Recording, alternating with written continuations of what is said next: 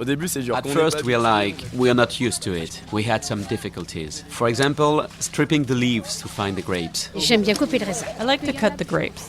The more they are, the happier I am. Vous avez quel âge? How old are you? 72. Harvesting grapes requires a lot of manpower. Everything is handled by people along the line, and so you have to get to know them. That's my job.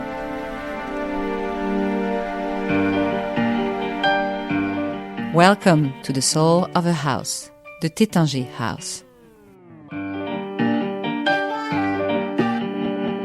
Bubbles, moments of poetry, moments of history, a family spirit.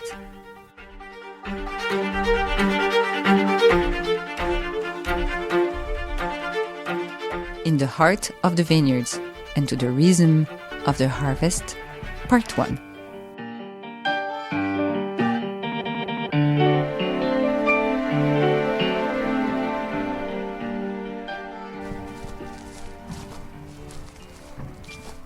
Depuis 6 heures, on est là.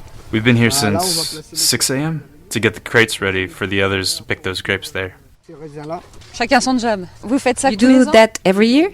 Every year, yes. For how long? 10 days, 11 days. Do you like it? Yeah, we like it, or we wouldn't be here. Vincent Collard, directeur des vignobles Taittinger. I'm Vincent Collard, director or manager of the Taittinger vineyards. What is the organization of the grape harvest? Well, of course, the core team are the pickers who cut the bunches of grapes one by one and put all these bunches into small baskets. Then there are the people who collect the small baskets they fill up.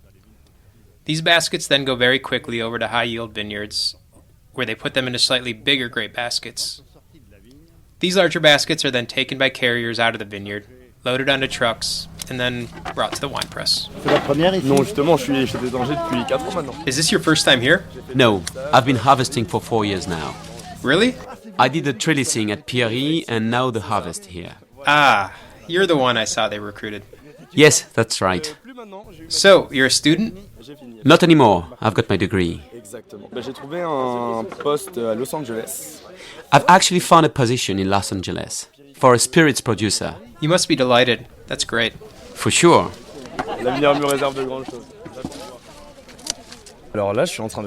So now I'm picking the grapes. I'm holding a pruning shears in my hands to strip the branches. I do all of this to reach and pick the grapes at the base and place them in a bucket until it's full. And when the bucket is full, we pour everything into crates. Quand le seau est plein, on reverse le tout dans des caisses. C'est-à-dire qu'on est une équipe qui est plutôt conséquente. So our team is quite large, and in order for Lionel to be heard, he needs to shout instructions loud enough so everyone can hear and follow orders. Importante pour pouvoir se faire entendre et que tout le monde agisse en conséquence. Hello, Lionel. Hello, Mr. Collard. On prend les cars pour 7 heures pour être à 7h30 dans So, le lit. we take the bus at 7 a.m., so we're in the vineyards by 7:30. When we get to the vines, I dispatch 2 people per alley to get them started with picking the grapes. After they're finished picking, I check to see if they've missed any and that the crates are cleaned and filled properly. I manage about 100 people, which includes 70 pickers. The others are basket carriers and those who take the baskets to fill the trucks. We now have a good team, with 80 or 90% of regulars who are now there every year who know the system and how it works. Newcomers are usually brought in by relatives of existing workers, so in general, they get into the swing of things quite quickly and everything runs smoothly. Généralement attirés par de la famille des anciens. Donc généralement ils se mettent dans le bain assez vite et puis tout roule. Jennifer Larcher. On signe les contrats. Jennifer Larcher. Comme ça, en plein air. We're signing contracts. Like this, outdoors? Yeah, because we can't do it any other way. We're not going to bring them all to a new place. You know, it would mean moving more than 100 people around. We do it before snacks, so they're all here. Then afterwards, we feed them. Tu viens signer? Ça c'est qui ça? C'est Axel Lamprin. Axel et toi et Jennifer? Jennifer Leroy. Dans les années 60, j'ai des photos des premières vendanges sur I have Murigny. photos of the first harvests in Murigny from the 60s. What's particularly striking about the photos is that the grape pickers are groups of elderly people. Because in the 60s, people had not paid into their pension funds. So They found themselves in financial difficulty later in life. I top my pension that way. Absolutely. Make a little cash. That's what we need. So as long as I can continue, I will. As long as my back holds up.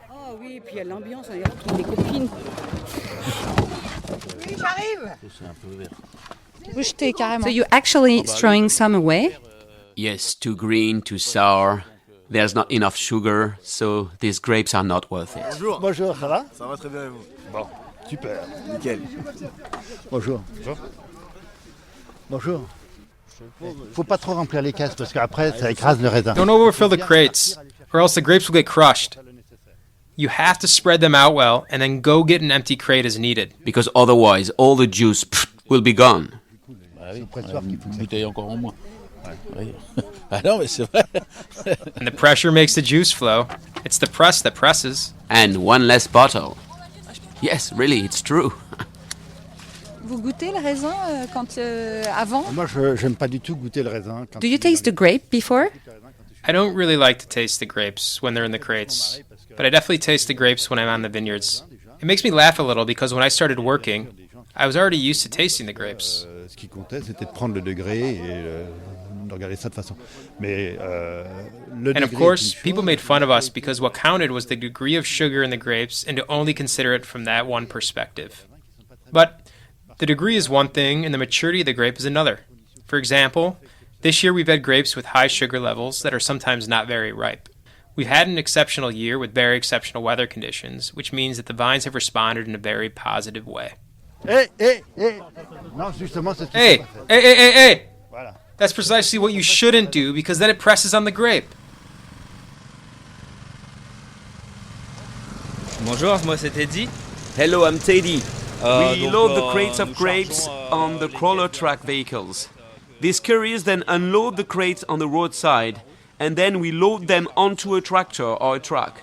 We load 72 crates and check the quality of the grapes.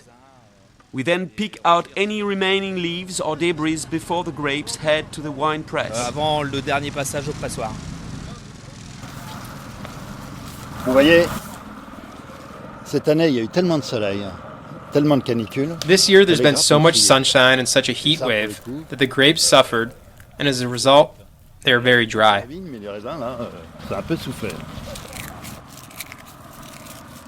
Un pied de vigne. One vine plant yields about, just a rough estimate, 1 bottle of champagne.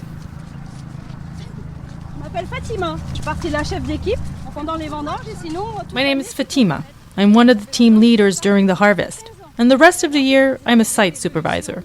And how long have you been doing this? It's been 15 years. And what do you think about how the harvesting process has developed? Very good, very good. We have developed over the years. We are always improving in terms of how it is organized and having the right equipment and so on. It's all good. Has it changed a lot in the last 15 years? No, because right from the start, the workers, the pickers, and everyone else, they always get their snacks.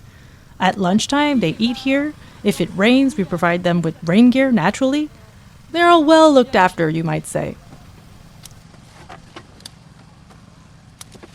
On va aller aux cuisines, on va prendre un café. On va aller voir la cuisinière et le cuistot qui prépare le déjeuner. Let's go to the kitchen for coffee. We're going to see the cook who can tell us the most about the harvest team that he feeds every day at lunchtime. And then, we're off to the press at Rilly-la-Montagne, where we'll see the grapes that were cut. Au pressoir, les raisins sont pesés. On fait ce qu'on appelle des marques. At the press, the grapes are weighed. We make what we call le marque. The champagne marque is a tradition. We have always worked like this with champagne.